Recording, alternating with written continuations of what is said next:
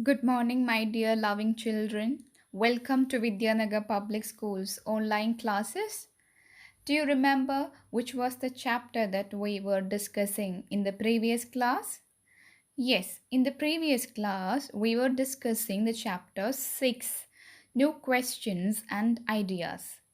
In that chapter, we discussed the story of Buddha, Gautama Buddha. Who is he? He is the founder of Buddhism. And we saw Buddha born to an affluent family where he left all his comforts of his home in search of what? In search of knowledge. So he wandered several years and at last he got enlightenment, right? And after getting enlightened, he spread his teachings all throughout our country, right? And in near the Sarnath in Varanasi, near Varanasi was his first teachings has happened, right? And in Kusinara, in which is in the current Uttar Pradesh, the state of Uttar Pradesh, in the place called Kusinara, where it is where our Buddha passed away. And in he taught that life is full of sufferings and unhappiness. It is caused because of the cravings and desires. And later we learned about Upanishads and where which the ideas of Buddha and other scholars were being recorded, right? Yes, and Buddhists believed that there is a life after death, right? They believed in Atma and Brahma, which means the universal soul, right?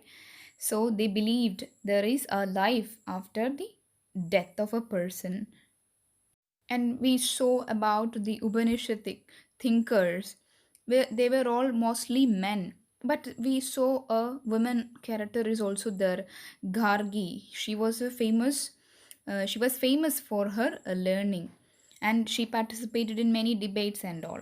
And later we saw the great grammarian called Panini, right? Who prepared a grammar for Sanskrit, and he wanted to make a formula for Sanskrit language, right? Till there we reached.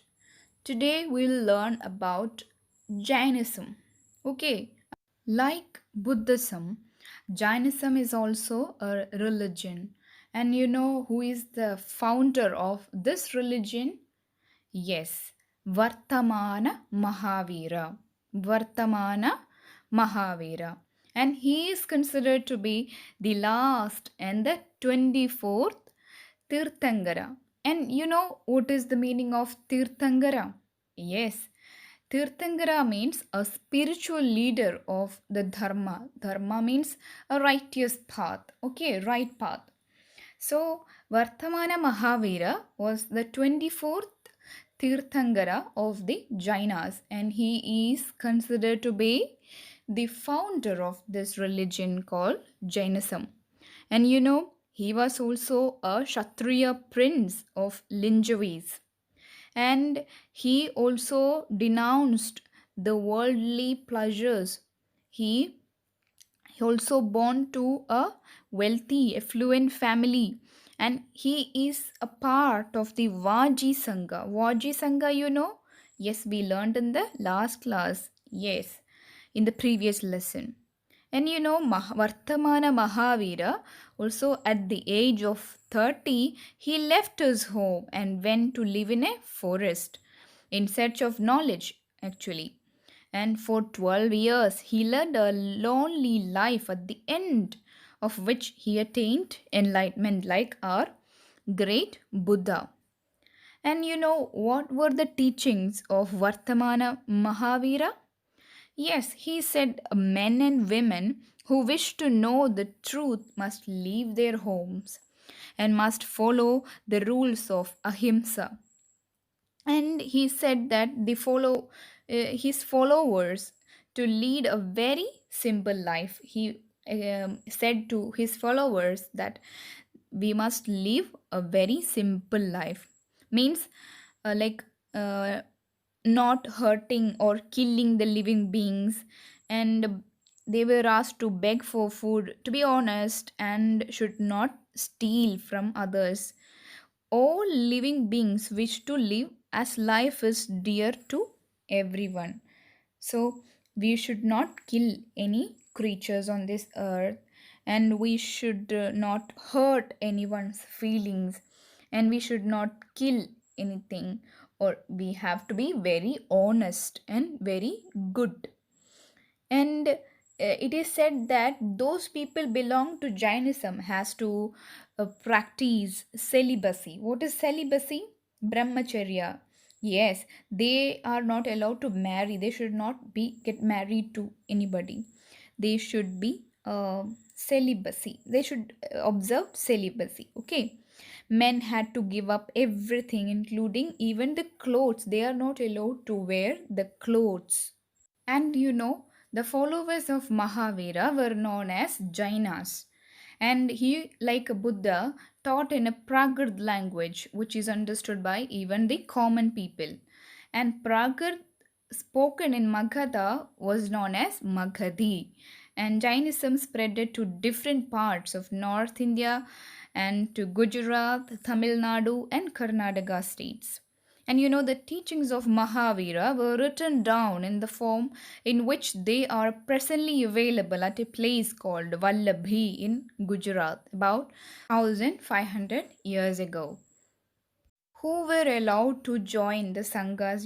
Those who leave home should live in a sangha or in an association. The rules made for the Buddhist sangha were written down in a book called Vinaya Pitaka, and all men could join sangha. Children had to take the permission of their parents, women of their husbands, and slaves that of their masters. Debtors had to take permission from their creditors. This was the rule. Men and women who joined the Sangha led simple lives. They meditated for most of the time and went to cities and villages to beg for food during fixed hours. That is why they were known as bhikkhus. The Prakrit word for renouncer, beggar, and bhikkhunis. Okay, they taught others and helped one another. They also held meetings to settle any quarrels that took place within the Sangha. Okay, now let's learn about the monasteries.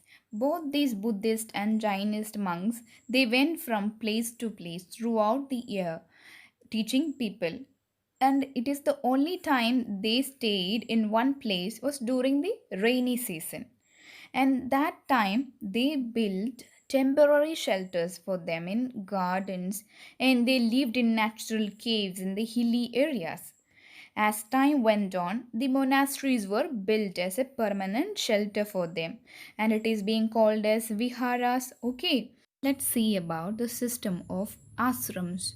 Around that time, when Jainism and Buddhism were becoming popular, Brahmins developed the system of ashramas.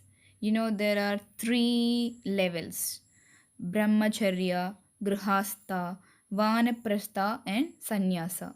Here, the word asrama doesn't mean that the place where the people live. It is actually the stages of life. Okay, there are four stages of life. First stage is brahmacharya. That means the Brahmins, Kshatriyas, and Vaishyamen were expected to lead a simple lives and study the Vedas during the early years of their lives. The second stage is grihastha. They had to marry and live as householders.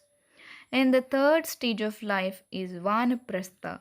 They had to live in forest and had to meditate. The final stage is sannyasa. Finally, they had to give up everything and become sannyasis. These are the four stages of life according to this system of Brahmins, ashram system. And children, as we have Buddhism and Jainism in India, in the country of Iran, there they had a religion called Zoroastrianism. And children, like we have the religion like Buddhism and Jainism in India, in the country of Iran, They also had a religion called Zoroastrianism. And do you know who was the founder of that religion? Zoroaster. He was actually an Iranian prophet, and his teachings are all contained in a book called Avesta. And you know, these Zoroastrians were the ancestors of today's Paris. Okay. Ma'am, hope that all of you understood the chapter very well. But all of you must read the chapter twice, at least 2 times. You must read the chapter. Here is your homework. You have to write down the answers for the questions at the end of the chapter.